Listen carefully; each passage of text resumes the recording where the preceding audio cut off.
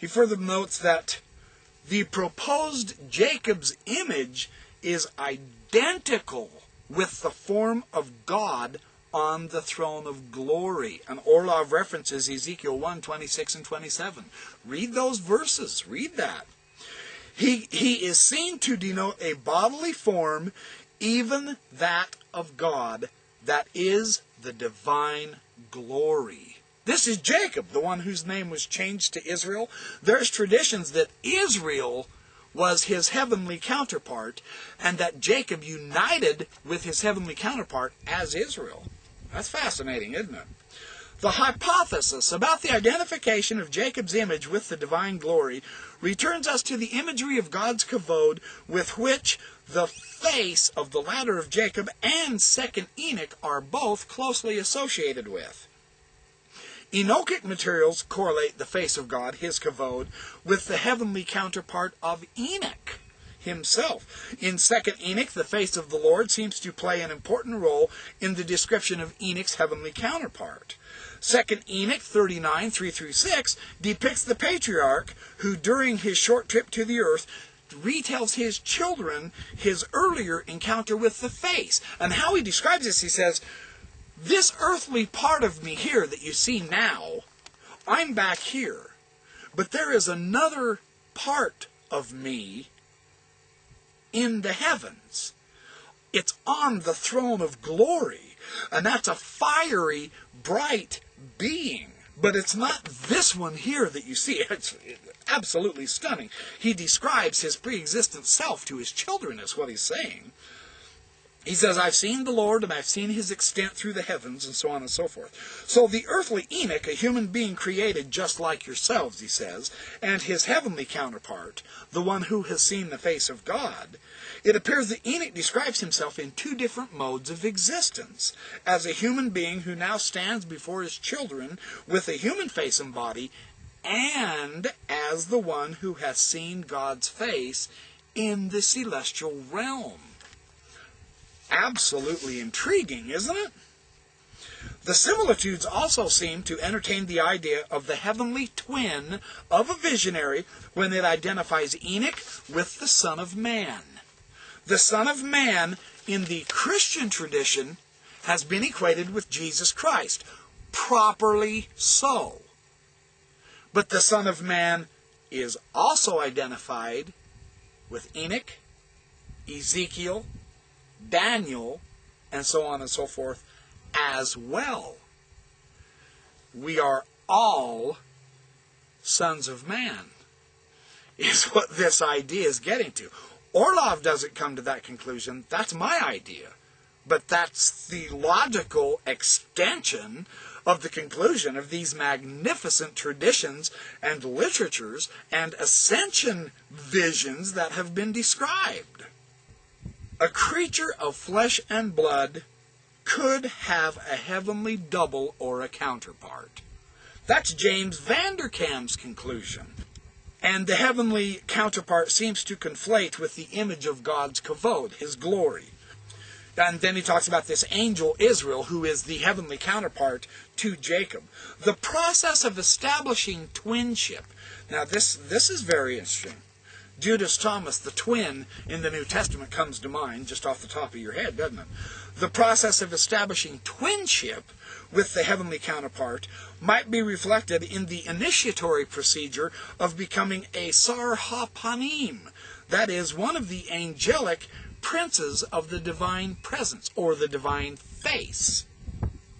This is the Markabah mysticism. The installation of a visionary as Sarhapanim seems to correlate with the procedure of identifying a visionary with his heavenly counterpart. In 1 Enoch 71, Enoch is transformed and identified with the Son of Man in front of God's throne. And it's also hinted at in the biblical account where Jacob is attested as one who saw God face to face, and the Prince of the Divine Face is another name of Enoch-Metatron. Oh, this is fascinating. In the important material in the ladder of Jacob, similar to Enoch, Jacob's eyes are similar to the eyes of the transformed Metatron. They are emitted flashings of lightning.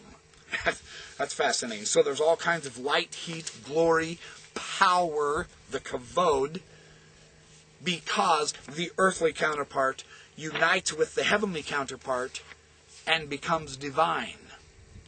They become one, like Jesus prayed in John 17. The visionary mystics described this process with several of the great patriarchs in the Israelite tradition.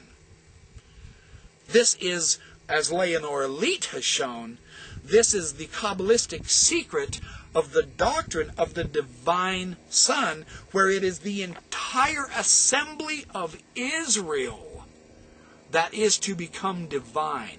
As the Zohar puts it, the Knesset Yisrael.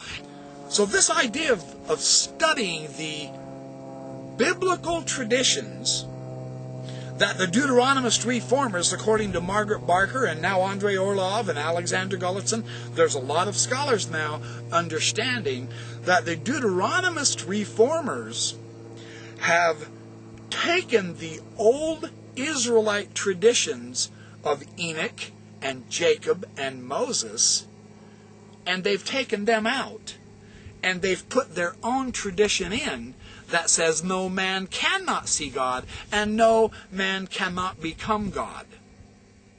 The earliest Israelite traditions, as now shown in some of their writings, such as the books of Enoch, show that this tradition was lost.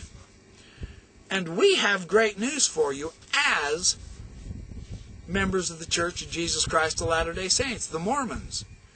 Joseph Smith has brought this information back through his own revelations and restorations of priesthood keys and authorities. We aren't studying it like we should, though, which is too bad. So this is kind of a call to arms, my call to arms, of both Mormons and non-Mormons. It's time to start doing some homework, because what you're going to find is going to absolutely astound you at how powerful this principle of a restoration of the ancient gospel of God really is. And it shows us where our destinies lie. This human earth life is a part of it, but it is not the final. The final extends on into the eternities after this life, just exactly like Joseph Smith taught. So this is the value of studying the biblical scholars and the biblical scholarship. Andrei Orlov, you must get this man's writings. He's phenomenal. Margaret Barker, you must begin to read her. She's sensational. Eugene Sach's new book, just out, A Great Mystery, The Mystery of the Jerusalem Temple and the At-One-ment and the Embracing Cherubim. And the principle of how this unification of the human with the divine occurs through marriage. As on earth, so in heaven. Everything has its earthly and heavenly counterpart. People, customs, liturgies, and institutions, and teachings, and ordinances. What is done here is a type and a shadow of what is to be in heaven. And what is in heaven? What is in heaven? Who is in heaven? This is but an extension in a lesser, more gross material form of God's glory. We are already a part of it. That is the good news. Jesus Christ has come to unify us. He gave us the atonement, the at-one-ment, so that we can become one with God. That's the idea of the atonement. That's the very meaning of the word. Yes.